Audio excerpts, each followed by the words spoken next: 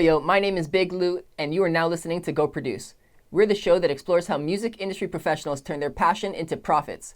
In this episode, we've got Jay Westman, who is now a family man with over 20 years of drumming experience, which is taking him on tours across Canada, Japan, Australia, and the US. The Go Produce focus of this episode is, what is the process that you went through developing as an artist, broken down step by step?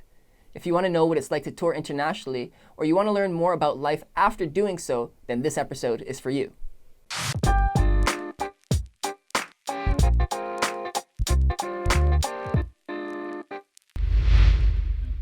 All right, thank you, Jay, so much for being here. I want you to know that we very much do appreciate your time, so let's go ahead and make the most of this and go produce.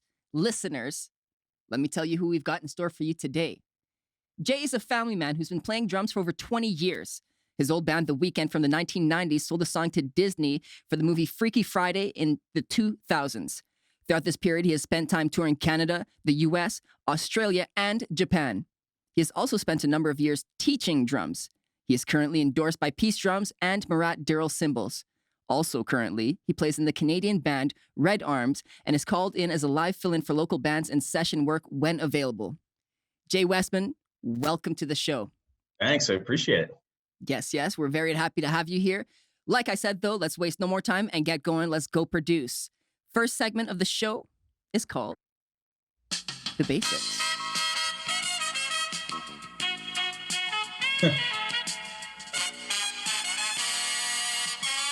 Let's get it going. That was an attempt at trying a signature dance, but we'll see what happens if it sticks or not. What we're going to do with the basics is we're going to run through some simple questions so that we can get to know you a little bit better and we can understand where we're going to go with this, all right? Sounds good. Beautiful. Started off with this one. What is your first musical memory? First one would be, so my grandfather, or Papa, he was a big band orchestra leader. So it was Lionel Thornton and the Castle Royal Orchestra. So they used to play around Ontario, Stork Club in Port Stanley, Wonderland Gardens in Wonderland. And my first memory, honestly, is going to these Sunday dances where it was like, a nickel to dance. And it was nickel? It was like 5 cents or 10 cents to get on the dance floor back in those days. But we would go for, like Mother's Day, they'd have a big blowout dance and my Papa's band would play.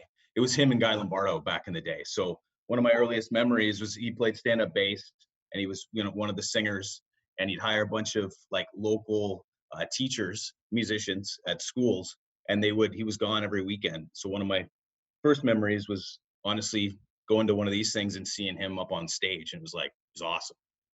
So that was almost, it became the norm for you, 1,000%. Going out of your way to this event and seeing all this. Yeah. It's safe to say it did mold you a bit? Totally. And I mean, he passed away before I actually started playing drums, which is crazy, and got into music. But it was always, the seed was kind of obviously already there and it was already in the family. But yeah, it was, and it was so cool. That stuff was just awesome. It was so cool. That era was amazing. Yeah, very awesome. I swear, no matter how many guests we end up getting on this show, you can always ask that question and you will always get a different answer, which is kind of cool. Oh, for sure. Yeah, for sure. Yeah. All right. Tell us what it means to be endorsed. Just a basic understanding so that we're all on the same page moving forward. Yeah, so it's basically getting to a situation where either the band is large enough, or you're touring enough, or you've got the right connections to really get some sort of a discount all the way up to free gear, which is huge when you're a starving musician and don't have money. And drum stuff, everything costs a ton of money. So it means a lot, but it means cheaper or up to free gear, which is huge when you're touring a lot and smashing and breaking stuff. And that's something you come across as your career develops. It's not something that a starting up artist runs into. Yeah, you got to work for it unless you've got a connection, right? So you got to pay your dues, and a lot of it comes to you, or when you get on a label or a publishing deal, you get more connections, and that's kind of how those things work. Or you can in this day and age get online, go to a cymbal website, and submit, and then hopefully they get back to you and you might get a discount. But I mean, the larger the band, the more you're touring, the cheaper the stuff will be. I hear you. What does it look like specifically for you with Peace Drums and Murat Diril Cymbals? Yeah, great question. So I've been with I've been with Peace now since 2002, 2003. Um, yeah, long time. And really, it was a connection through a guy that I know that's involved with the Bare Naked Ladies that I worked with randomly at an HMV. So it's a weird story, but he knew that.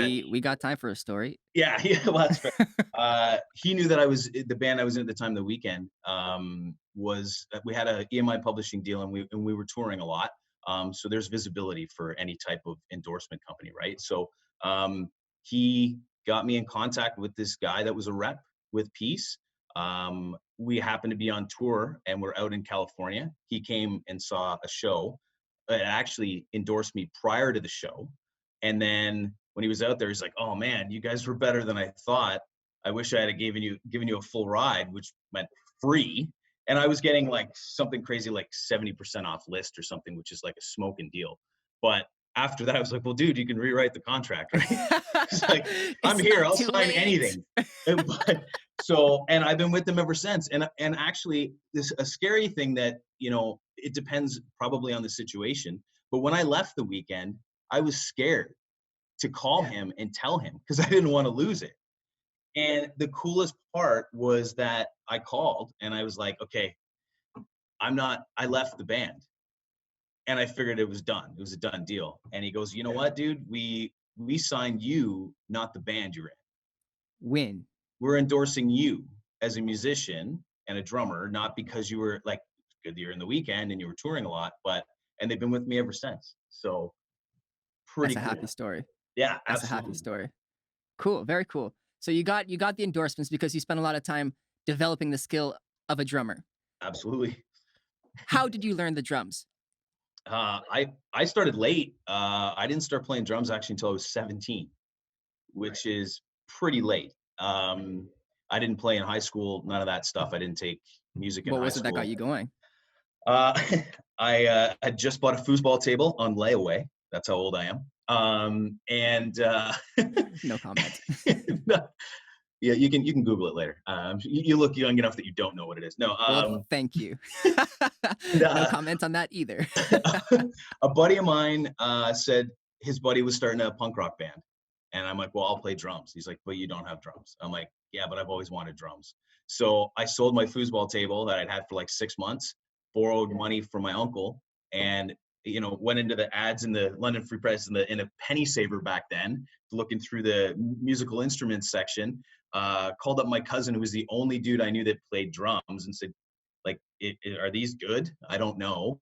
Bought a drum kit, and at the same time, the guy that was selling them also was in the works with a guy that taught drums. So it was like, "Hey, buy my drums, take this guy's card if you want to learn."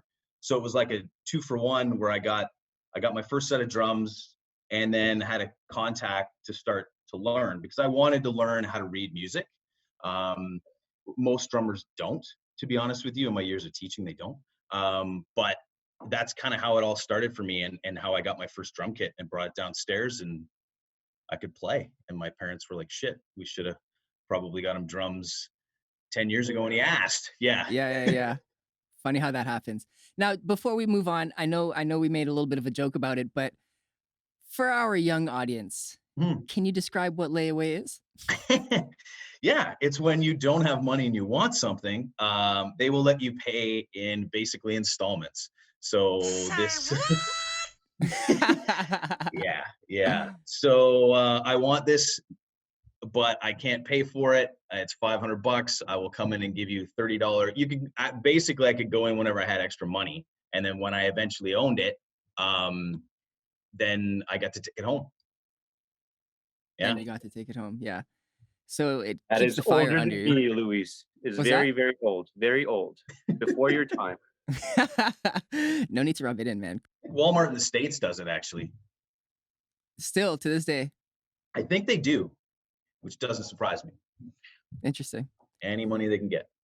Yo, you're not. I hear you. Yes. You mentioned it was a punk rock band that your friends were starting. It Is was. that where you followed, like, the genre that you stuck with throughout your whole experience? No, absolutely not, actually. Once I started to go to drum lessons and learn different styles of music, that's what to me encompassed being a musician, right? I didn't want to be a one-trick pony, and to be honest, with my attention span at the time, it was just same punk rock beats over and over and over, and then just messing around with different drum fills. It got kind of, after a while, it was like, okay, I can do this, and not for any other reason other than I wanted to expand my musical genres. I tended to jump into different types of bands solely because I wanted to learn different stuff. Teaching drums eventually was a huge component to that because you can teach is what you want, but kids are going to ask you to do certain stuff, learn certain songs, and it gets you out of, if you're narrow minded, it's going to really open you up. And I worked at a record store the whole time too, so I was exposed to all kinds of music. My parents played music in the house all the time, so I wasn't like one of those punk rock, that's all I want. Like, I was into that stuff because I skateboarded and played in a punk rock band, but yeah, as far as for learning different styles, like, that was huge for me. So I tended to jump into different types of bands. It's very interesting. Even if you did want to focus and really hone in your attention on punk rock, testing out different genres will help you develop that skill even more. I wonder though, is there anything that you do today other than testing out different genres to challenge yourself? It's harder. Yeah, no, that's a great question. It's harder as I get older because I have less time.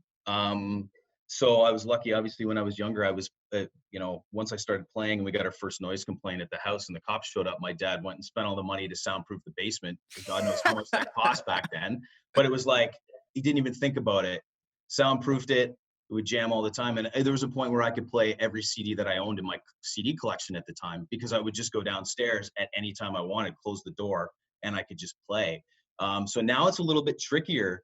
I don't have a drum kit at my current house. I've got two drum kits at two different spaces, one with Red Arms, who I'm currently in, and one with another band and a couple other bands that I'm working with on the side now. But nothing at home. I've got a practice pad, but they get boring. They get boring pretty quick. So I just try to listen to different music, and obviously I hone into the drums being a drummer. And then if I hear stuff that's cool, then when I'll go to practice or a session, that's what I'll try to work on when I'm warming up to try and kind of continue to expand I guess my arsenal of like drum fills and beats and stuff. That's very cool. That makes sense. Very cool. Yeah. It is, I mean, it is an element that you have to practice to get better. You mentioned your grandfather earlier being like the limelight of the show. Yeah. Perhaps he was a musical inspiration previously, perhaps he still is, but is there anyone that you consider to be your biggest musical inspiration, especially since you've ventured through so many genres? That's a good question. I really don't. I'm one of those guys where somebody asked me like, "Oh, let me guess, Neil Peart's like one of your favorite drummers." I'm like, I hate Rush, and I hate that band. I would, and I hate to say that, but like, give me Rush without the vocals, and maybe I'll get into it. But I just, I'm big on vocals too. But I don't really have. I kind of shamelessly steal and borrow from bands and artists that I watch and see in styles and certain stuff. So I mean, obviously big into live music. Even just seeing an opening band and seeing some dude do something that you're like, "Holy, how do you do that?" Gets the brain going, and I'm immediately the next time I'm on my drum kit going, "Okay, he did what the," and trying to figure it out or piece it together. So I think when you're into music that much, it naturally happens all the time, and you don't stop. Yeah, it's almost a hunger you have to satisfy. It doesn't stop. I'm always tapping on stuff. My feet are always, it drives my wife nuts. But I mean, it's worse if I'm not active in bands. She'll tell me to like start another band because she's losing her mind. But it doesn't turn off. But yeah, to answer your question, I don't really have any influences really, which is weird. Like, I mean, there's certain bands that I listened to when I started out uh, to get kind of an idea of drum fills and certain stuff. So I mean, Lagwagon drummer was awesome back in the day. No Effects, some of those bands when I started in punk rock. But then it evolved. So I would kind of do my homework if I was in like I joined a metal band, like, shit, I don't play metal.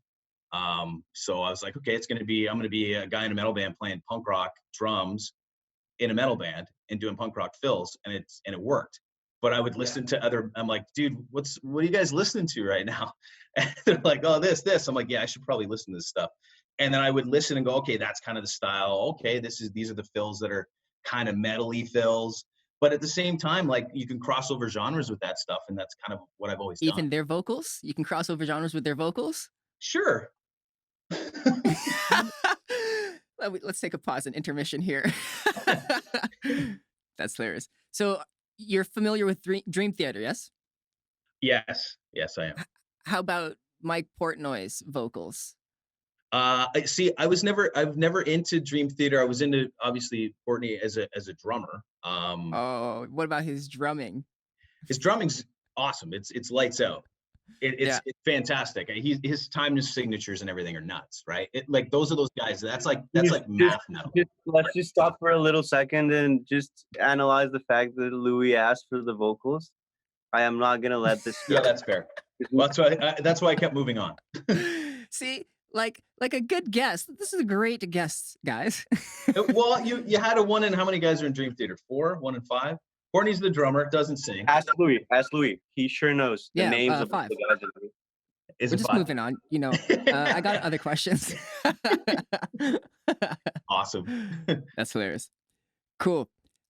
I wonder, with all of this experience, do you ever experience imposter syndrome? Elaborate, like, as far as like feeling like I'm just emulating something else and just like kind of copycat, or not necessarily copycat, like, oh damn, I'm really here. How is this happening? I didn't think that like it would grow to this magnitude. Should I even be here? Do I belong here? Like, are they figuring out that I don't really know what I'm doing? All of that kind of stuff. You know, I've always been pretty confident in any of the situations I've been in. I mean, there's been instances when I was younger and we were on tour and maybe it was a larger venue or, you know, a first time on a big tour and stuff. And it's like, holy shit, like, hopefully this doesn't implode. Hopefully, you know, people like the band and I can continue to do this. But yeah, I mean, I think the confidence is a big piece of it too. I mean, if you practice and the band's tight and you sound good and you sound good live, not just on recording, then I mean, people are going to be into you. And then if you stay active and depending on, you know, what genres are popular at the time and everyone's attention spans, you can have a run at it, right? So I've always, and I've dipped in all kinds of different scenes too, and there's, you know, subcultures and, like, I mean, just like nuts for certain types of styles of music, and there's always going to be those little subgenres and almost like cult groups of people that are going to come out to those shows. I hear you. So if you do feel the nerves, the imposter syndrome kind of kicking in, remind yourself that you deserve it. You're confident that you should be there, and just go with it. Have fun, but make sure you do the work ahead of time, the practice work. You know, if you're underprepared, and you get nervous, you're toast. Like, honestly, like, I mean, if you know, a band plays the first show and you should have waited a couple more months, you get the nerves when you're on stage, you play faster than you probably should, everything gets sped up, and you're going to forget stuff. You're going to get blurry, you're going to get off track. It happens. But if you take your time and because everyone wants to go out and play, but you've got to spend your time. You got to hone it. Yes, I hear you. Seems like you're pretty busy with all of this stuff. How and why do you find time to work as a filler? Do you is it maybe working with different groups of people, or what's going on? Yeah, so I mean, it's normally some of my buddies that I've known through the scene for years. They'll have a project and they might need drums on a couple of tracks. I'm going to go into the studio in a couple of weeks. A buddy of mine who I've done stuff for before wants me to do a couple of tracks for his band. So he sends me the stuff. I practice it for a little bit, go into the studio, try and do it as quickly as possible because it's costing him money, and it's costing him money to pay me to do it. So it's a double dip, right? He's paying for the studio and he's paying for me. So it's about just, you know, doing my homework so I can go in there and bang out the tunes for him as quickly as possible. But yeah, I mean, I do it because I want to do it. And I'll be honest, as I get older, and priorities shift, and I have less time to practice than when I was 20 and I could go downstairs and play for 3 hours a night, which I can't do anymore. I would rather be in the studio, to be honest with you, and in that environment, putting stuff on a record than, you know, playing a show for 50 people at Call the Office nowadays, if I had the choice, to be honest with you, right? Because I've done that so much that, and the studio is just, it's just fun. Yeah. It's fun. Nice. So being in a band and coming to the end of that isn't necessarily the end of your career. No, I would say it depends on what you want. I would also say it depends on how good you are. I'm lucky enough that I'm a decent enough drummer where, you know, I could probably be in, well, I'm normally in multiple bands, and it drives my wife nuts. But I mean, I could be probably in 3, 4 other bands right now if I wanted to. And parts of me is like, yeah, I could probably do that. Yeah, I could fit it in, right? I've only got 2 kids and a wife and a full-time job. I could probably do that. Do not do that. But part of me, right? Like, I mean, it's like 22-year-old me gets in there and goes, yeah, man, you can do this. Yeah, you can go out every night and still play drums. But it's, so I pick my spot. So I get to kind of pick who I want to play with, and who I want to spend my time with, right? So That's awesome. yeah. Perfect. That draws a conclusion to this segment. Let's move on to the second segment. The second segment is called Speed Round. We're going quick. In this segment, what we're going to do is I'm going to be throwing 20 simple questions at you, and you have to answer them with just one word. Yes, no, this or that. Very simple. Afterwards, you do get the chance to clarify. Cool? Okay, cool. All right. That's the speed round. Let's give her going. Does your birthday always happen on the same day? Yes.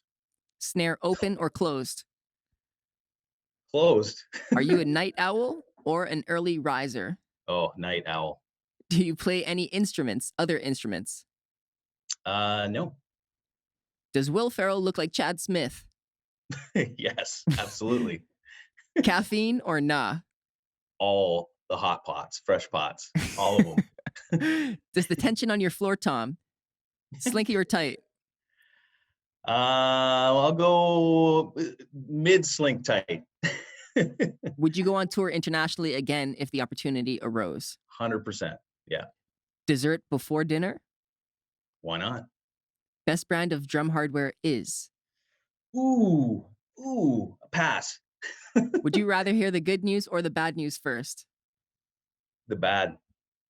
Would you rather have a rewind button or a pause button on your life? No, either. Wouldn't want either one. Pinball is the greatest game ever invented. Oh, yes, Brad, it is.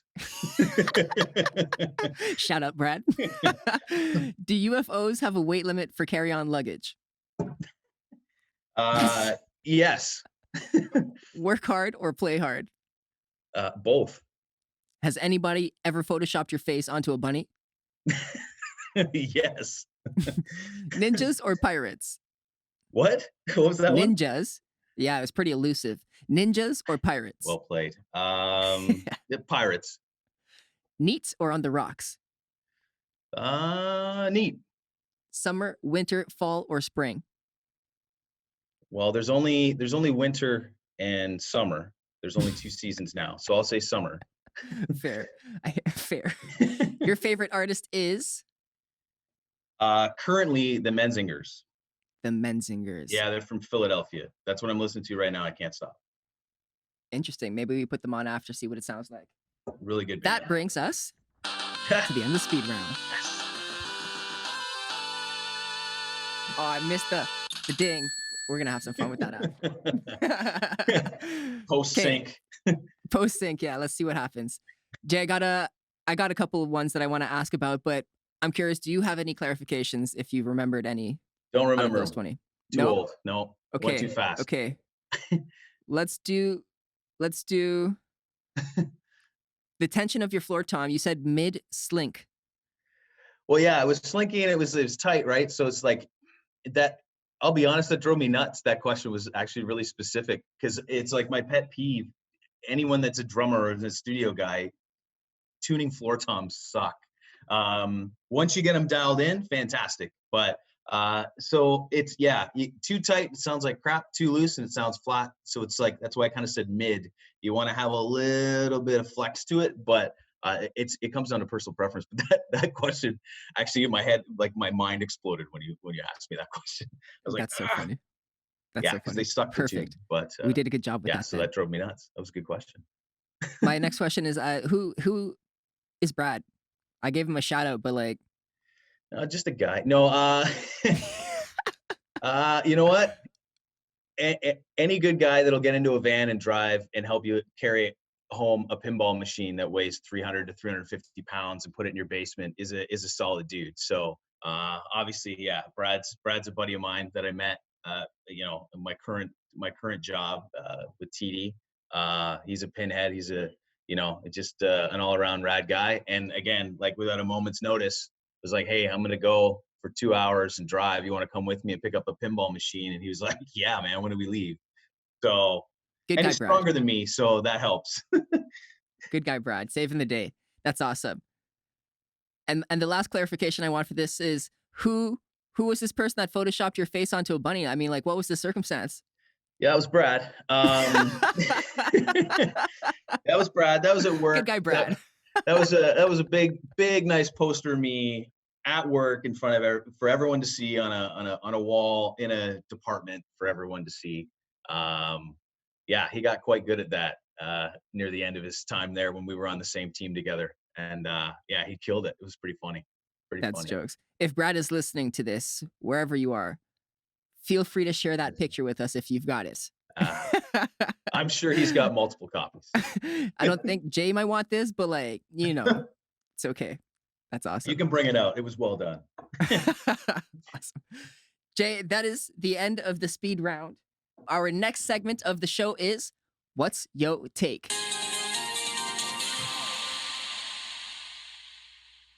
In this segment, I'm going to be providing you with quotes, statements, topics, and we ask you to only share your perspective, your opinion, so that we can grow as individuals.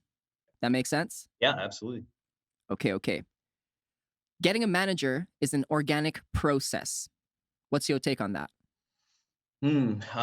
For bands, I would say it depends. And I mean, it's changed probably, in the 20 something years I've been doing it. But I mean, I'd say organic would be fantastic, where you get approached just based on, how the band's doing and buzz and all that kind of stuff. But I think there's different ways that it happens now. I think there's so many different more ways for bands to proactively reach out versus having to be in the right place at the right time. So I would say organic, yeah, would be awesome if you're just in a spot where it's coming to you. But I would say a lot of the times, and especially now, like everyone's eager, everyone wants to, their chance to play music for a living. So it's a heck of a lot easier. Like when I was on tour, we didn't have cell phones. We had like a flip phone, and our itinerary was like all printed out. It was all MapQuest, and we got paid in checks and they got deposited. Where nowadays it's like, so if we didn't sell enough merch, we didn't have enough money potentially to eat tomorrow during the day on the drive to the next show because we had to wait for the check to clear. So it's like 5 business days. So nowadays it's all electronic. It's all, you got your money now. You swipe this, that at merch tables. The same with having more access and to management companies now. But it's trickier. There's like, it's oversaturated. So it's a double-edged sword. It's easier to contact, but there's way more bands probably contacting than there would have been 20 years ago. So yeah, it depends on how you look at that one. Yeah. So it's tougher to sell yourself, or is it easier to sell yourself? I'd say it's easier to sell yourself, but there's more people selling themselves because it's easier. So you I'd got to say bring more value. You're in a larger pond, so you've got to stand out. You've got to have the image needs to make sense. The song's got to be strong. The band needs to be strong as far as even personalities and how you get along. I've been in situations where they've asked how many members have been in the band because they're scared of turnover, right? If the band's fighting and people are quitting all the time, they don't want to put money behind that because you guys could, right? So there's a lot that you have to think about. Personal drama. Yeah, how totally. do you, so after you do set yourself apart from the crowd of other bands or artists, individual artists, and you bring value to a manager potentially, how do you know that manager and yourself or your band will have the right chemistry? Yeah, you don't. You really don't. I've been in situations where it works well and the communication's good. And I'll be honest, I've been in horrible situations where you're not getting straight answers. There's conflicts of interest, but you're young and you're on the road and you're not spending any money. You might not be making money, but I'm playing drums for 3 months on the road, and free drinks and free dinner and hotels, and then at the end of the tour, it's like, how much are we getting paid for every show? I don't know. Well, let's ask the manager. And it's like, can I see the books? No, right? Like, yeah, I've been there. So I- it really depends. I would say you really don't know. If you get to a situation where you're lucky enough to to be in a spot where you can get a manager, you got to try it. Should you like almost set a time frame? Like enough's enough, make a decision and move on? Just want to play, you don't think about it, and then all of a sudden it could be you want out, and it's like, well, you signed here, I got you for another year, you can't release it. I've seen some pretty crazy stuff. I mean, good and bad. So I mean, you just got to do your research, and just it's tough. That's a tough question. That's a really tough question. I hear you. So we're gonna take a similar conversation, but around agents. Is that an organic process? um Are you I trying to would sell say yourself? Like, are you out there looking for agents, hunting them? What does that look like? That interaction as an artist or a band? so. My experience is normally the agents, the manager or label, or publisher, kind of already has connections to agencies, um, and you're normally kind of put on one of those types of agencies once you're at a certain, I guess, level, right? So, because they're all about making their percentage, right? So, a lot of it is, kind of back end deals where it's a larger band that's on the publishing deal, say, and you're going to be opening support, right? It's you don't normally start headlining tours across Canada. You go open for somebody that's bigger than you, and you get the opening spot for 30-40 minutes, and you hope that you gain that band's fans, and it keeps organically growing. When you get to a certain point where you got heads in the room, on your own, then that's normally when an agency or an agent would come around, because it's worth it for them, if that makes sense. You got to be making enough money and touring and be willing to be on the road in order for them to put the time in, for sure. Right, right. Interesting. Are there different characteristics or traits that you look for specifically in these individuals? So a manager, you want this and this and this, and an agent, you want this and this and this. Transparency, man. Like, I mean, it's got to be someone that's also into the music. Like, you can tell if someone's into it. You can tell if they kind of talk the lingo, if they actually know of the type of bands that you're talking about, the genre that you're into, versus someone that's just sees dollar signs potentially. Yeah. They tend to be a little sketchier, talk more about money versus, like, to your point, kind of organically growing the band, seeing a vision. And I would say some of that depends on how you're introduced too. But yeah. But it doesn't vary between the different specific professions itself? Or I would say that's a tough one. I would say it depends, because there's so many different levels of, like, if you get someone that's new or you get someone that's done it for a while, like there's a lot of varying degrees of, like, almost like the new guy on the job is going to miss certain stuff, where you get some old salty dog that's, done it, 5-10 years. He might be able to talk and smooth you up better. It doesn't mean it's going to be a better result. But again, transparency is huge, and just, have an open dialogue yeah, is also huge. Yeah. yeah. And I do assume that at least in part, you're gonna get that through experience, the transparency. You Yeah. you you build that, you develop that. That's nothing you just jump into. I mean, you can listen to others who've experienced, which is great. That'll help you jump a couple notches, but it's Yeah. experience. And do your research, right? If someone's coming around, if your buddies or someone, somebody else that's been with that manager or with this guy or whatever, kind of poke around. It's almost like, see if the guy's got a Google review through people that right? How many stars this guy got out of 5? He's got 1. I don't want to touch this guy. It's going to lock us down, and then we're screwed, right? Due Uh, diligence. it's Exactly. tricky. Yeah, it's tricky. All right. So way back when you were amateur, booking tours was simple then. What's your take? Yeah, because booking tours back then, you did it yourself via email, and you hope that the bars that you researched on the interweb got back to you, and then you map quested and printed out directions, and you did shows on your own. I would say it was easier to actually get shows back then on your own. It didn't mean they were great, but it it means that you could actually get into a room a little bit quicker. Or back we would do, I was in punk rock bands, we would rent out halls, right? Yeah. Or even church halls and stuff like that, where they would rent you the rooms. Would you be bringing people along outside of the band, or is it just focused like don't do that? No, but I mean, you get a couple people that would come with you. If you got merch, someone's gonna watch the merch. Someone's gonna hang out, help you load your gear. Just a couple of your buddies that are totally into the same music as you, and they're totally supportive. You hopefully get carloads of your buddies coming out to shows. But yeah, back then I would say it was easier.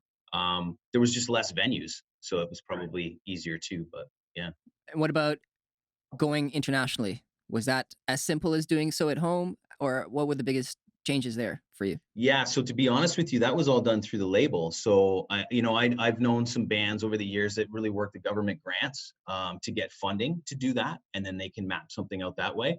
I was lucky enough where when I did anything like that, it was already done through our manager and the label, and through the government grants as well. So it was a kind of show up at the airport, here's the itinerary, everything's paid for, let's go, which was awesome. Yeah, Go entertain. Yeah, it was Very fantastic. cool. Yeah. Very cool. I like that. That is the end of this segment. We've accomplished this, and we're moving very nicely, moving right into our next one. Our next segment is called the Wheel Challenge. Wheel Challenge. Right. Oh, we're still going. In the Wheel Challenge, I'm going to be spinning this marvelous wheel behind me, and you get to achieve or attempt to achieve whatever task is assigned. You may get lucky, you may not, but we'll figure that out real soon. All right. Cool? All right.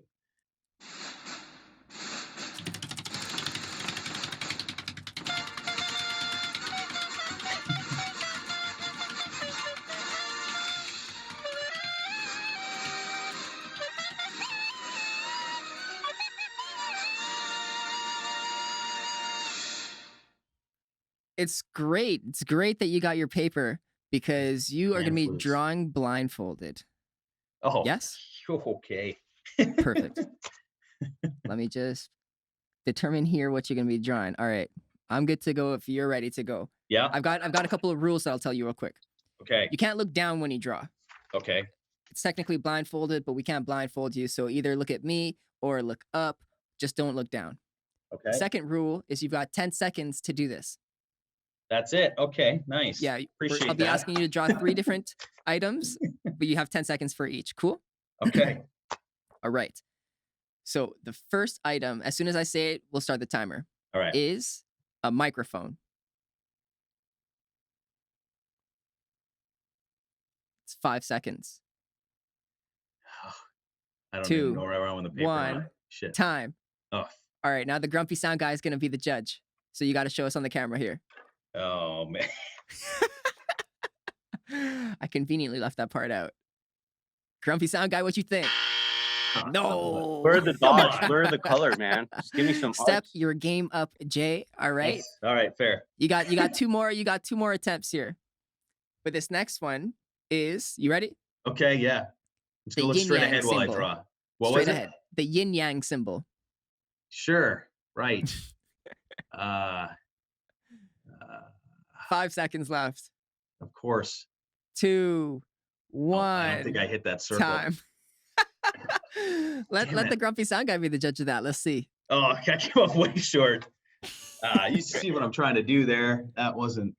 Yeah. No. Yeah, on the way. Right? Ah, come on. Not even words. Not even words. Just get out of here with that nonsense. The pressure. This is. Use the 10 seconds better, man. That's all what right. a drummer. I'm in the back. I'm not supposed to be in the front. It's killing me. Okay, we got one more ask of you for Can't wait to this fail. drawing. Can't wait to fail. You got Yeah. this one. You might actually get this. Mickey Mouse. Just the head. Yeah. Well. Yeah. Okay. Yeah. Big ear. Big. No, those are too Let's close do together. 5 seconds now. No, this is not. This is gonna look so creepy. I don't know where. Time. Oh, Oh, He's got an eye, maybe. ish. Where am I? Oh, I like that. Hey. Yes. Hey, redemption. That's awesome. That's Fantastic. awesome. Out of nowhere, he salvaged 1 point. That's awesome. I can't remember the last time I even attempted to draw, let alone not look at it. So that was very interesting. Testing your abilities here. It was terrible, clearly. That's jokes. Next up is our very, very last segment of the show. This one is designed to eliminate brain fog for all of our listeners. The segment is called Clear the Air. Clear it. All right. All right. So ultimately, we just want you to be honest about challenges within the industry. This is very educational, this portion typically. So ultimately, we just want people to get better. Let's No, just it's keep on great. doing what we've Yeah, been for doing. sure. Yeah. Throughout all your time in this industry and your pursuit, did you ever have a lawyer? Yes. Okay. So when would this become necessary along your path? You're normally much further along. You would have some sort of a record deal or a publishing deal normally. So you've got management, you've got an agent that's doing your bookings. I was only introduced to, a band that had a lawyer, and it was through the publishing deal. So it was through EMI. They have their own group of lawyers. And that's really when you would get to that level where you would need one even. Yeah. So for a lot of the people starting up, don't even start to consider that. No, that's overkill. I mean, like play tons of shows, write really good songs, have lots of fun, tour and get out of your immediate city as much as you can. I'll use, London as an example. Don't play Call the Office once a month because people will stop coming because they know they can see you next month, right? You got to make it an event. You got to, don't play the same set. You got to keep mixing it up. You don't need to have crazy crap on stage and flares and a gimmick. If the songs are good, people will come back. Yeah. Totally. Yeah. And then you'll find yourself with a lawyer. That's right. And then you lawyer up. Yeah. Did you or do you have a day-to-day manager and or a business manager and or a legal manager? We'll just break those down, but I just want to let you know there's 3 parts of that. Day-to-day manager, business manager, or legal. Yay or Yeah, nay? nothing currently. Okay. Do you have experience with them? Yes. Manager was a bit of a conflict of interest. Was the manager and also on the label we were on. So that was a little tricky sometimes because normally you'd go to your manager to get stuff from the label. When it's the same guy, it gets a little tricky. So I wouldn't recommend that. I mean, you said manager, business manager, and what was the other one? Legal. And legal. So yeah, those are kind of all combined, right? Like again, to the point of having like a lawyer or any of that type of stuff, they normally come in tandem. So, you might put some stuff out and then you get a manager first, and then, you then maybe get on a label or a publishing deal. And then that's normally when the legal stuff would come in. I mean, from the beginning though, it's trying to keep it simple. I mean, there's a lot of stuff you can do now, which Red Arms has done as far as for, spending money on getting video premieres and single premieres, right? Online. So there's companies that are awesome where you can spend a few $100, send them finished product with a video, and they'll blast it over a couple of sites as premieres on certain sites depending on the genre of music. That's going to get you hits, might get you on a Spotify playlist. It's going to drive traffic to your Bandcamp site and all that kind of stuff. So yeah, for sure. Very cool. Did you ever not sign a deal? I imagine like throughout your experience, you've had lots of deals and maybe even sometimes that results in a win. Yeah. So with The Weeknd. So I had to try out for that band. They were already established, had a manager and had a publishing deal. That's one of the reasons I met with the lawyer, as we were talking about earlier. I was asked to sign into the management contract. I was asked to go into the publishing contract. So they sat me down with the lawyer, booked me some time, which is pretty intimidating when you're like 21. Yeah. It was a little intimidating, but really at the end of the day, the band was in the hole, money to the publishing deal at that point, like tens of thousands of dollars because they had advances. and the management piece really didn't even make sense to me to get tied into all that unless you know, I was into the publishing thing. It was kind of all or nothing. And it was actually really good advice. And for me being 21, I don't know if he told me something different if I would have went that way too, because I was probably I was naive. I just wanted to play drums. I'm like, this is crazy. I'm sitting down talking to a lawyer. But he basically, I said like, so what do I do? And he goes, well, if they're not going to give you anything, you're going to carry some of the debt. So if you sign into this publishing deal and they're in the whole 50 grand because they got a van and they got all new gear when they signed, plus the last tour cost X amount of dollars, you're going to get a fifth of that debt when the band breaks up. I was like, oh, okay. So he goes, unless they're going to give you money up front to buy some gear and stuff, then there's no real incentive for you to do that.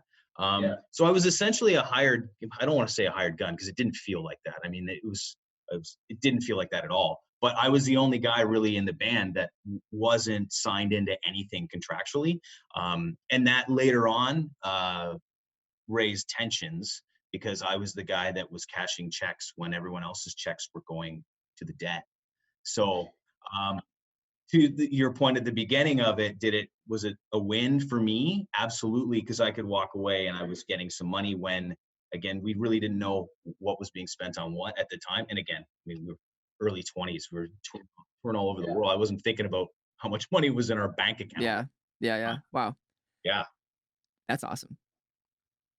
How about Disney? How did any of those deals go? And then mainly, was there a takeaway? Would you do something differently? Yeah, so I don't think anything different would happen. I wouldn't do anything differently. When you get to a situation where you're getting tracks that are being sold to major labels or companies, that's through either being on a label or through the publishing deal. That was all through EMI, all those connections, right?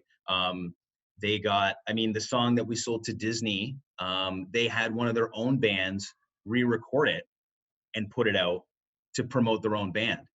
That was on their label called the Halo Friendlies. So we sold the song. They had one of their bands actually do it, but then all our names are in the credits and the liner notes and then the end of the movie and stuff because it's, you know, we wrote the song.